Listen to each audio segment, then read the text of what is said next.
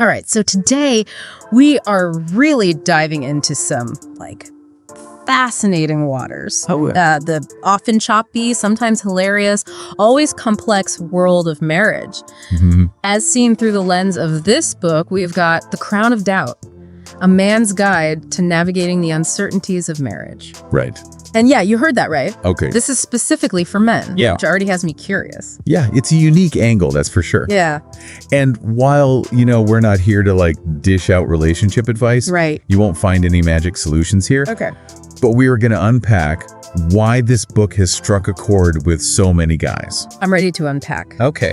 Now, one thing that grabbed me from the get-go was how this book tackles the illusion of certainty head-on. It's like, remember all those fairy tales about finding your soulmate and everything being perfect? Right. This book throws those out the window. It does. Yeah. And it connects that illusion directly to the societal pressures we all face. Oh, totally. Those picture-perfect families on social media? The romantic comedies that end with a kiss. Every time. They create this expectation that once you find the one, it's smooth sailing from there. Right. But the reality, as many of us know, is far messier. Way messier. Way messier. And the book uses this prime example to Bill and Melinda Gates. Right. I mean, if they couldn't make it work with all their resources and everything, who can? Right. It's a stark reminder that no one is immune to the complexities of long-term relationships, no matter how perfect things might seem on the surface. Yeah. This really throws a wrench into that whole finding the one guarantees happiness idea. Totally. And it leads perfectly into one of the most intriguing chapters, I think. Okay. Decoding the Feminine Enigma. Okay, that title alone sounds like something out of a spy movie. Right. Decoding the Feminine Enigma. I'm picturing secret codes and hidden messages. Yeah. But seriously, what is that all about? Well, it's less about espionage and more about understanding those classic communication breakdowns between men and women. You see, the book argues that we're often socialized to communicate emotions very differently. Oh, tell me about it. Sometimes it feels like we're speaking different languages entirely. Exactly. The book gives this great example. Men often use what's called report talk. It's all about facts, solutions, getting to the point. Oh, okay. But women, they tend to use more rapport talk, focusing on building connection and sharing feelings. Interesting. Recognizing this difference is huge for improving communication in a relationship. It makes total sense. I know I've definitely been guilty of missing those emotional cues. Yeah. Because I'm so focused on fixing the problem or offering solutions. Yeah. So how does the book suggest we bridge that gap? Is it all about men becoming more in touch with their feelings? It's more nuanced than that. Okay. It's not about men becoming therapists overnight. Right. But about recognizing that listening, truly listening, is just as important as any solution you could offer. I like that. The book also dives into the concept of healthy skepticism versus destructive doubt in relationships, which is where the whole crown metaphor comes in. Okay, let's talk about this crown. Okay. What is it, and why is everyone wearing it? So think of it this way. When we first fall in love, it's natural to put our partners on a pedestal. We see them through rose-colored glasses, attributing all sorts of positive qualities without always seeing the whole picture. Yeah. We crown them with our idealized image of who we want them to be. And that's where the danger lies, right? We set ourselves up for disappointment because no one can live up to that kind of unrealistic expectation. Precisely. The book argues that this crown of idealization can actually be damaging to the relationship. Yeah. It breeds resentment because our partners inevitably fall short of this flawless image we've created in our minds. That makes a lot of sense. Yeah. But how do you differentiate between that kind of blind faith and, as you said, healthy skepticism? Isn't it good to have some level of doubt to keep things real? Absolutely. Okay. The key difference is that healthy skepticism promotes open communication and curiosity. Okay. It's about asking questions, seeking to understand your partner's perspective, and being open to the fact that they might see things differently than you do. Right. Destructive doubt, on the other hand, festers beneath the surface, Okay. leading to suspicion, insecurity, and ultimately erosion of trust. So it's less about never having doubts and more about how you handle those doubts when they inevitably pop up. Exactly. It's about turning toward each other, not against each other, when those uncertainties arise. I like that a lot. And that's where the book shifts from understanding these pitfalls to offering some really practical advice. Okay, so let's dive into that practical advice. Okay. What does the book suggest we do with all this newfound awareness about expectations and communication? Well, one of the key things it emphasizes is the importance of setting realistic expectations for the relationship. Okay. And it all starts with honest, open communication. Easier said than done for some people, right? Sometimes just getting your partner to open up can feel like pulling teeth. Absolutely. Yeah. But that's where the book really shines. Okay. It acknowledges that these conversations can be tough, especially for men who might not have been raised in an environment where emotional expression was encouraged. But it also stresses that creating a safe space for these conversations is crucial. So how do you create that safe space? It's about being vulnerable yourself, admitting that you don't have all the answers, Okay. and showing a genuine willingness to listen without judgment. Yeah. The book even provides specific phrases and techniques you can use to start those conversations in a way that feels safe and productive. That's incredibly helpful. It's one thing to talk about the importance of communication, but it's another thing entirely to give people the tools to actually do it effectively. Exactly. Yeah. And this focus on practical application is woven throughout the entire book. Nice. It's not just about understanding the problems. It's about empowering readers to make positive changes in their own relationships. I love that. Okay, so we've established that healthy communication is key, and we need to ditch those unrealistic expectations. Yep. What else does the book highlight as being crucial for navigating the uncertainties of marriage? Well, one chapter that really resonated with me focuses on the importance of protecting your own emotional well-being within the context of a relationship. Okay, tell me more about that. I think a lot of people, especially men, might hear that and think it sounds selfish. Sure. Like, shouldn't your relationship come first? That's a common misconception. But the book reframes self-care as essential, not selfish. Okay. It argues that taking care of yourself physically, mentally, and emotionally allows you to show up as a better partner. Okay. Remember that oxygen mask analogy we talked about earlier? Yes. You have to put on your own mask first before you can help anyone else. Exactly. It's the same principle in relationships. Right. You can't pour from an empty cup. Right. If you're not taking care of your own needs, you won't be able to show up fully for your partner. So what does protecting your emotional well-being actually look like? Does the book give specific examples? It does. It talks about things like exercise, hobbies, spending time in nature, Okay. pursuing personal interests, and even therapy, not as signs of weakness, but as tools for building emotional strength and resilience. I love that it normalizes those, especially therapy. There's still such a stigma around men seeking help for their mental health. Absolutely. And the book emphasizes that bottling up your emotions only leads to resentment and anger down the line, Right. which can be incredibly damaging to both you and the relationship. So it's about finding healthy outlets for those emotions, whether it's talking to a therapist, journaling, going for a run, or even just having a good vent session with a trusted friend. Right. Whatever works for you. You got it. And that leads us to another crucial aspect of the book: spotting red flags and setting healthy boundaries. Okay, this sounds juicy. We'll dive into those red flags and boundaries right after a quick break. Sounds good. Don't go anywhere.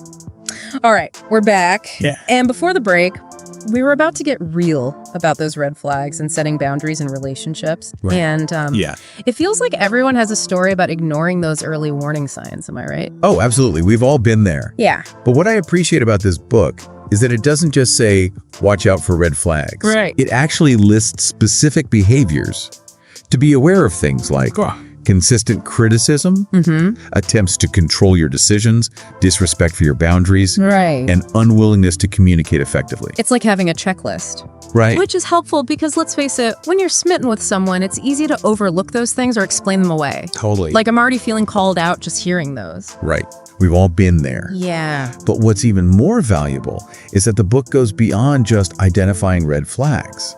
Okay. Gives you practical advice on how to actually set boundaries, and just as importantly, how to enforce them. Okay, so walk me through this. Okay. Let's say you're dealing with one of those red flags, Yeah. like constant criticism, right? Yeah. How do you set a boundary around that? The book emphasizes the importance of clear, assertive communication. Okay. It even provides scripts you can use. Wow, really? For example, it suggests saying something like, Right? I feel criticized when you speak to me that way. Okay. I'm happy to discuss this with you. Yeah. But I need you to approach it with respect. I love that. It's direct, but not confrontational. Right. It's about advocating for your own needs while still being open to communication. Exactly. It's not about being aggressive or shutting down the conversation. Right. It's about establishing clear boundaries to protect your own emotional well-being while also giving the relationship a chance to thrive. This is where that whole tough guy stereotype can really backfire, right? Because setting boundaries requires a certain level of vulnerability and emotional intelligence that many men aren't exactly encouraged to develop.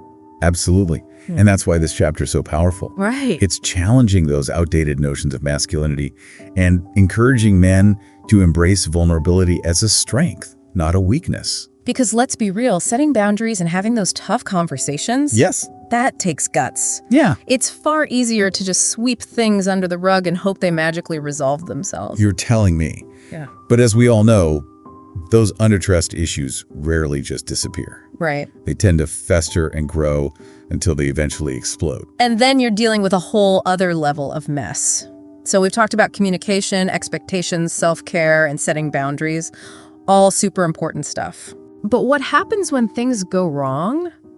When trust is broken, despite our best efforts? Right. That's where forgiveness comes in, right? You nailed it. Okay. And the book's chapter on forgiveness is incredibly insightful. Okay. It really reframes forgiveness. Right. Not as something you do for the other person, Right. but as an act of self-healing. I love that perspective. Because I think a lot of people, especially men, might feel like forgiving someone is a sign of weakness or letting them off the hook. Right. But it's not about that at all, is it? Not at all. It's about recognizing that holding on to anger and resentment only hurts you in the long run. Yeah. It's like drinking poison and expecting the other person to die. That's such a powerful analogy. So how does the book approach the whole process of forgiveness? Because it's not always easy, especially when you've been deeply hurt. It acknowledges that forgiveness is a process, Okay. not a destination. Okay. It takes time, effort, and a whole lot of open communication. Right. The book outlines practical steps for navigating that process, Okay. acknowledging the hurt, Mm-hmm. taking responsibility for your part in it, Right. and rebuilding trust brick by brick. Yeah. It even provides specific exercises couples can do together. Like what? Give me an example of one of those exercises. One exercise that stood out to me was about writing a letter to each other, Oh, wow. expressing the hurt you've experienced and what you need to move forward. Okay. The key is not to place blame, but to communicate your feelings honestly and vulnerably. I love that idea. It forces you to slow down. Really think about what you're feeling and communicate it in a way that's constructive, not destructive, Exactly. and brings us to the heart of the matter. Okay. Rebuilding trust. Right. Is that even possible once it's been broken? That's a question a lot of people grapple with. Right. And the book acknowledges that rebuilding trust is a long game. Okay. It's like fixing a broken vase. Right. You can glue it back together, but the cracks might always be visible. Right. Rebuilding trust is about acknowledging those cracks while still appreciating the beauty of the restored vase, the strength of the bond you've rebuilt. That's a beautiful way to put it. Yeah. It's not about erasing the past, but about learning from it and moving forward together, Right. stronger and wiser. Exactly. Yeah. And that brings us to the final. And perhaps most important, piece of the puzzle. Right. Redefining what it means to have a successful marriage. This is where things get really interesting. Right. Because the book throws out those traditional notions of what a successful marriage should look like. Right. The whole white picket fence, 2.5 kids, happily ever after narrative. Which, let's be honest, is often more of a fantasy than reality. Right? Really? Yeah. And trying to live up to that impossible standard can set couples up for a whole lot of unnecessary pressure and disappointment. Absolutely. So how does the book redefine success in a way that feels more grounded and realistic? It emphasizes that true success isn't about external markers like how long you've been together or how much money you make, Okay. but about the quality of the connection, the shared values, the mutual respect and support. It's about those deeper things that truly matter. Yes. The emotional intimacy, Yes. the shared laughter, Yeah. the ability to weather those inevitable storms together. Exactly. Yeah. And it acknowledges that defining success is an ongoing conversation, Right. not a destination you reach. Hmm. What works in one season of your marriage might need to be adjusted in the next. Yeah. Life throws curveballs, people change, Right. and relationships need to be flexible enough to adapt and evolve. That's so important. Yeah. Because life is messy. Mm-hmm. Relationships are messy. Yeah. And sometimes the greatest success comes from simply weathering those storms together and coming out stronger on the other side. It's so true. It's about embracing the uncertainties, those inevitable bumps in the road, and choosing to navigate them together as a team. You said Right. And that's where the book's title, The Crown of Doubt, takes on a whole new meaning. Right. It's not about living in a constant state of uncertainty or fear, but about recognizing that doubt is a natural part of any long-term relationship. Totally. It's about facing those uncertainties head on, Yeah. communicating openly, Right. and choosing to fight for the relationship even when it's hard. Because ultimately that's what love is all about, right? Yes. It's a choice, not just a feeling. And that choice, that commitment to keep showing up for each other, even when it's messy and imperfect, that's what makes a marriage truly successful. Yeah. This book really got me thinking. I mean, it's geared towards the male perspective, Right. but so many of these insights resonate universally, Totally. regardless of gender or sexual orientation. Absolutely. Yeah. The challenges of communication, setting boundaries, navigating expectations, Mhm. those are things every couple grapples with. They do. It makes you wonder, what would a similar book written from a female perspective look like? Right. Or one specifically focused on the experiences of same-sex couples? It's a fascinating thought. Yeah. Perhaps those books already exist, just waiting to be discovered. Right. Or maybe they're waiting to be written, new stories waiting to be told. And that's the beauty of this whole conversation, right? Yes. It's ongoing. Yeah. Just like marriage itself, it's about continuous growth, learning, and evolving our understanding of what it means to build a truly fulfilling and lasting partnership. Well said. So, to wrap things up, what is the one thing you hope listeners take away from this deep dive into the Crown of Doubt? That's a great question. I think for me, the biggest takeaway is the importance of embracing uncertainty. Oh, It's about letting go of that need to have all the answers, to control every outcome. right. Instead, it's about leaning into the unknown, trusting the process, and choosing to face those challenges together. Yeah. Because it's in those moments of vulnerability, Right. those moments when we allow ourselves to be truly seen and understood, that we often find the greatest strength and connection. Powerful stuff. Yeah, This has been an incredible conversation. it has. Thank you so much for joining me on this deep dive. The pleasure was all mine. And to our listeners, we hope this conversation has sparked some new insights and inspired you to keep exploring those deeper layers of your own relationships. Absolutely. Remember, love is a journey, not a destination. Embrace the uncertainties, keep those conversations flowing, and never stop learning and growing together. Keep diving deep. Until next time, keep diving deep. You know, it's funny, we often talk about finding the one, right? Right. Is if it's some kind of guarantee for a problem-free relationship. Right. But this book really highlights how much of that success is about the work we put in, Yes. the choices we make every single day. Absolutely. It's about recognizing that even the most seemingly perfect couples face challenges. Totally. It's how they navigate those challenges, how they communicate, how they support each other, Right. how they embrace those moments of doubt that ultimately determines the strength and longevity of the relationship. And that's where the book's emphasis on ongoing communication really hit home for me. Yeah. It's not just about having one big conversation and calling it a day, right? Right. It's about making those open and honest conversations a regular part of your relationship. Precisely. Yeah. It's about creating a space where both partners feel safe to express their needs, their fears, their dreams, All right. and to know that they'll be met with empathy and understanding, Yeah. even if they don't always agree. Which isn't always easy. Right. Especially when you're dealing with those deeply ingrained patterns and expectations we've been talking about. Exactly. It takes conscious effort to unlearn those old patterns and create healthier, more fulfilling dynamics. So where do you even begin? The book talks about seeking help along the way, whether it's couples therapy, individual therapy, Yeah. or even just having a strong support system of friends and family to lean on. Absolutely. And I think that's a key takeaway for our listeners. Yeah. Don't be afraid to reach out for support. Right. There's no shame in admitting that you need help, Yeah. that you don't have all the answers. In fact, it's a sign of strength and self-awareness. It's like that old saying, Yeah. it takes a village, right? Exactly. Building a strong, healthy relationship takes more than just the two people in it. Right. It takes a community of support, whether it's a therapist, a trusted friend, a family member, Yeah. or even just a book like this one. Right. Something that challenges your perspective and gives you the tools you need to grow. This entire conversation has been incredibly eye-opening. It has. And while we've been diving deep into a book specifically written for men, Right. I think there are so many universal truths here that apply to anyone in a relationship, regardless of gender or sexual orientation. Couldn't agree more. At its core, this book is about communication, empathy, vulnerability, Yeah. and the courage to embrace the uncertainties of love. Those are themes that resonate with everyone, regardless of their background or relationship status. So well said.